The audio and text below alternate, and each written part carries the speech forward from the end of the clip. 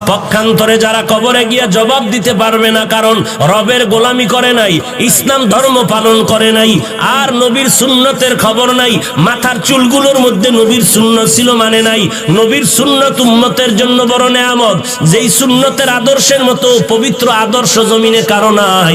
আঙ্গুলের নখগুলো কাটার মধ্যে নবীর সুন্নত ছিল মানে নাই, চুল কাটার মধ্যে রাখার মধ্যে নবীর সুন্নত ছিল, উম্মতেরা মানে নাই। বান্দা জুতা পরিধানের মধ্যে নবীর সুন্নত ছিল মানে নাই, মসজিদে ঢুকতে সুন্নাত বের হতে সুন্নাত মানে নাই, বাথরুমে ঢুকতে সুন্নাত বের হতে সুন্নাত মানে নাই। নবীর সুন্নাত না মানার কারণে ওই বান্দা হাসরের ময়দান কবরে যাওয়ার পরে তো নবীকে চিনবে না, শুধু একটা আওয়াজ দিবে, লা আদরি লা আদরি, আমি কিছুই জানি না।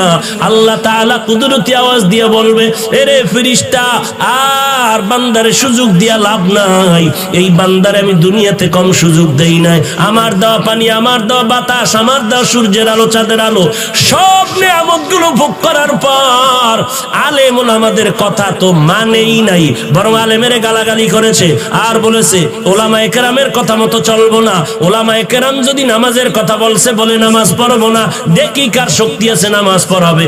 আমার ওয়ারাসাতুল আম্বিয়া নবীর ওয়ারিসদের বিরোধিতা করেছে, আমি আল্লাহ এখন আর সুযোগ দিব না।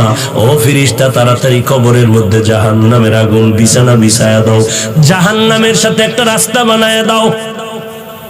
আল্লাহ গোসা নিয়ে বলবে, রে কবরের মাটি, এই নাফরমানের দুই পার্শ্ব থেকে জোরে জোরে চাপ দাও, চাপের কারণে পাঁজরের হাড়গুলো চুরমার হয়ে যাবে। এরে আল্লাহর বান্দা, বালিশে মাথা লাগাই 1 মিনিট চিন্তা করো, সমস্ত আল্লাহওয়ালারা এত বেশি আমল করিয়াও কান্না বন্ধ করেন নাই, সাহাবায়ে কেরাম কান্না বন্ধ করেন নাই। আমার নবী, যার কোনো গুনাহ নাই, সারা রাত নামাজে কান্না করেন আর কাটায় দেন। আজকে তুমি কিভাবে ভাবলা যে কান্না লাগবে না? আল্লাহ বলেন বেশি বেশি কান্না করো, নবী বলেন 1 ফোঁটা চোখের পানির দাম কত?